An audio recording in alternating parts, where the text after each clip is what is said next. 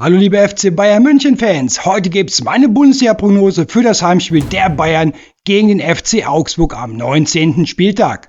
Ja hallo und schön euch wieder auf Werners Fußballecke begrüßen zu dürfen. Ja und erstmal Gratulation an den FC Bayern München für das vorzeitige Erreichen des Achtelfinals in der Champions League. Und ja, wie in meiner Bayern Champions League Prognose habe ich gesagt, Harry Kane schießt 2 Tore und was hat er? Ja, er hat 2 Tore erzielt, also mein Versprechen, das habe ich gehalten. Aber wieder zurück zu diesem Bundesligaspiel. In diesem Bayern-Video bekommst du alle wichtigen Infos rund um diese Bundesliga-Partie vom FC Bayern. Natürlich auch mit der möglichen Bayern-Aufstellung von Trainer Vincent Kompany und dazu mein Bundesliga-Tipp für Bayern München gegen Augsburg. Wie sieht deine Bayern-Prognose für dieses Spiel aus? Ab damit in die Kommentare. Ja, wie könnte Vincent Kompany die Bayern für dieses Spiel am 19. Spieltag aufstellen? Bevor wir uns natürlich über die mögliche Startelf ausführlicher unterhalten, gibt es erst noch ein paar echt interessante Infos rund um diese Bundesliga-Partie. Hier sehen wir die aktuelle Fußball-Bundesliga-Tabelle vor dem 19. Spieltag. Die Bayern stehen für mich persönlich schon fast uneinholbar mit 50 Punkten bzw. mit bereits 11 Punkten Vorsprung auf Platz 1.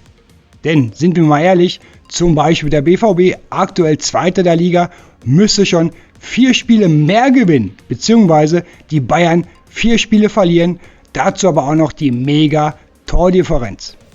Also mit jedem weiteren Bayern-Sieg rückt der 35. Meistertitel immer näher. Aber ja, dennoch darf man so einen Gegner wie jetzt den FC Augsburg dennoch nicht unterschätzen. Auch der FCR braucht jeden Punkt, was den Abstiegskampf angeht. Denn 4 Punkte Vorsprung aktuell zu Platz 17 bei noch 16 Bundesligaspielen ist auch nicht gerade viel. Aber klar ist auch, und das sehen wir auch gerade hier, die Bayern sind in dieser Saison einfach mega stark unterwegs. Noch keine Bundesliga-Niederlage, die letzten 4 Bundesligaspiele alle souverän gewonnen. Dazu mit einem mega Torverhältnis zu Hause in der Allianz Arena von 39:7 Toren. Der FCB hat die letzten 7 Spiele in der Bundesliga und Pokal alle gegen Augsburg gewonnen.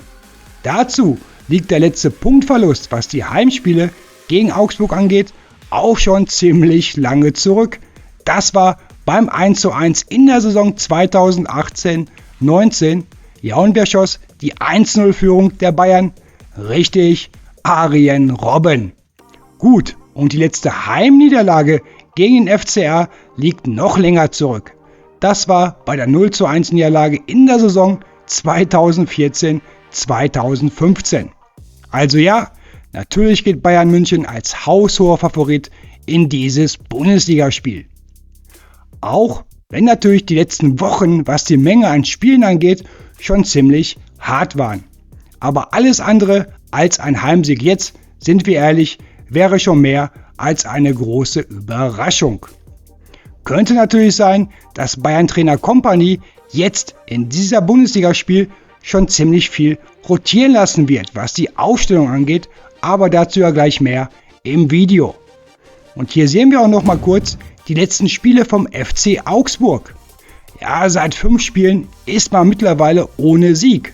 Dazu hat man die letzten 4 Spiele auswärts alle verloren. Den letzten Auswärtspunkt holte der FCR beim 1:1 am 7. Spieltag beim 1. FC Köln.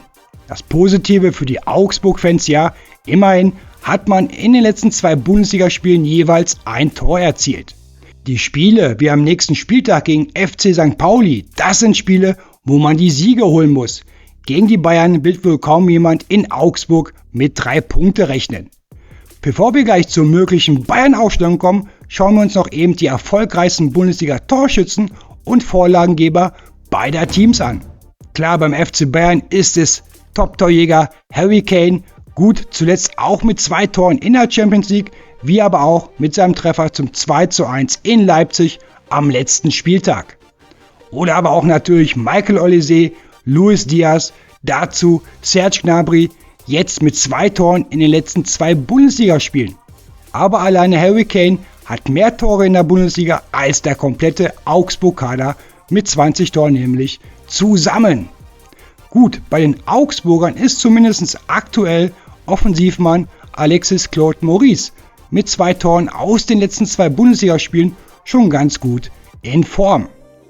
Und natürlich wird das für den FCA, was das Tore-Schießen angeht, gegen die beste Bundesliga-Abwehr jetzt auch nicht einfacher. So, liebe Bayern-Fans, jetzt schauen wir uns mal die Bayern-Aufstellung von Trainer Kompany für das Spiel gegen den FC Augsburg genauer an. Also ja, das hier wäre meine Aufstellung für den FC Bayern für das Spiel am Samstag. Gut, ich könnte mir schon vorstellen, dass Kompany jetzt zu Hause eventuell sogar noch mehr rotieren lassen wird, als ich hier mit meiner Aufstellung. Denn nächste Woche, Dienstag, müssen die Bayern ja nochmals auswärts beim PSV Eindhoven in der Champions League ran. Dazu, wie man lesen konnte, ist Upamecano aktuell ein bisschen krank. Ob es jetzt für Samstag schon wieder reichen wird, das muss man abwarten. Daher nehme ich schon mal Min-Jae Kim in die Abwehr, also in die Innenverteidigung. Und ich hoffe, dass so langsam aber sicher Alphonso Davies auch wieder fit genug ist für die Bayern-Startelf. Davies mit seiner Schnelligkeit und dann noch zusammen mit Luis Diaz auf links, besser geht's nicht im Fußball. Dazu würde ich dann Rafael Guerreiro, wie jetzt zuletzt auch in der Champions League, auf die Rechtsverteidigerposition setzen. Falls Davies noch nicht könnte, gut, dann Tom Bischoff. Er macht seine Sache zumindest auf der linken Seite schon sehr gut. Gut, Vincent Kompany könnte natürlich auch Itu für Kim in der Innenverteidigung nehmen, da Kim für das Champions League Spiel am Dienstag in Eindhoven ja gelb-rot gesperrt ist. Aber das hier wäre schon mal meine Bayern-Abwehr für Samstag. Ja, und im Mittelfeld ist natürlich das beste Duo Joshua Kimmich und Alexander Pavlovic. Dazu hat Pavlovic mit 155 gespielten Pässen, davon sind 150 erfolgreich gewesen, beim letzten Champions League Spiel einen neuen Bayern-Rekord in der Königsklasse aufgestellt. Denn seit der Datenerfassung 2002/2003 hat noch kein anderer Bayern-Spieler in einem Champions League Spiel mehr Pässe gespielt. Ich hoffe schon nicht, dass Kompany Kimmich als Rechtsverteidiger aufstellt. Nix gegen Augsburg, aber dafür ist Kimmich für das Bayern-Spiel in der Zentrale einfach zu wichtig. Und um vielleicht Pavlovic mal eine Pause zu gönnen, würde ich, auch was die Offensive angeht, lieber mal einen Tom Bischoff dahinstellen, als wenn ein Leon Goretzka. Für mich persönlich wären das so die Spiele wie jetzt gegen Augsburg, wo man auch Spielertypen wie Jamal Musiala oder auch Lennart Kahl neben Joshua Kimmich aufstellen könnte. Plus natürlich die Zehnerposition. So hätte man vielleicht noch mehr Zugriff auf die Offensive bzw. heißt mehr Torgefahr. Und so hätte man dann in gewissen Spielen ein Jamal Musiala und zum Beispiel Lennart Kahl zusammen im Mittelfeld auf dem Platz. Auf links außen, und besser geht's fast kaum, natürlich Luis Diaz. Diaz hat in den letzten 4 Bundesligaspielen 2 Tore erzielt und dazu 4 Tore vorbereitet. Also ja, auch Diaz ist in absoluter Topform. Gut, ich denke mal, für Jamal Musiala kommt jetzt ein Startelf-Einsatz noch zu früh. Dafür könnte dann entweder wieder Lennart Kahl auf der 10 starten oder auch ein Serge Gnabry, der immerhin in den letzten 2 Bundesligaspielen jeweils ein Tor erzielt hat. Ich persönlich bin ja schon ein Lennart Kahl-Fan und daher würde ich Kahl schon so lange in die Startelf setzen, bis Musiala wieder richtig fit ist für die Startelf. Rechts außen natürlich Michael Olise. Wenn er so weiterspielt, seit er bei den Bayern ist, wird er wohl der erste Bayern-Spieler mit einem Marktwert von 200 Millionen Euro werden. Wie zum Beispiel Lamine Yamal, Erling Haaland oder auch Kylian Mbappé. Und vorne im Sturm, klar, Harry Kane. Immerhin jetzt auch in der Champions League mit 7 Toren nach 7 Spielen. Kane erzielte damit bis jetzt in insgesamt 29 Saisonspielen 34 Tore. Ja, eine Hammerquote. Um Harry Kane mal eine Pause zu gönnen, könnte Kompany auch auf dem frisch gebackenen Afrika-Cup-Sieger Nicolas Jackson setzen. Immerhin hat Jackson beim Afrika Cup in 7 Spielen auch 2 Tore erzielt bzw. 1 Tor vorbereitet.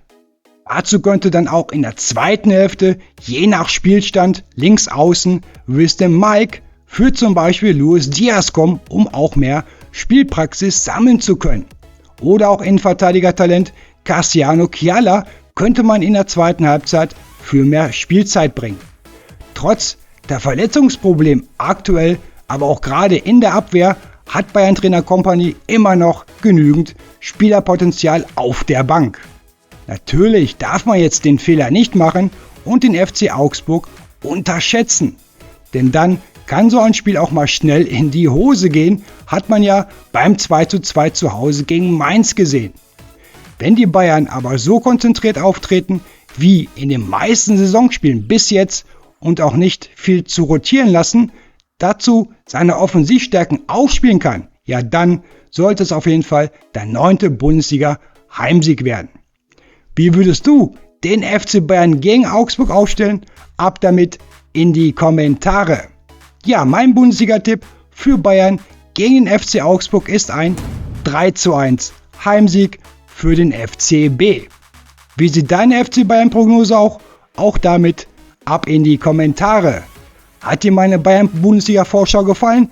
Dann lass gerne einen Daumen hoch da, abonniere meinen Fußballkanal Werners Fußballecke und du verpasst kein Bayern-Video mehr von mir. Also dann, am Samstag Daumen drücken, bleibt sportlich und wir sehen uns. Tschüss.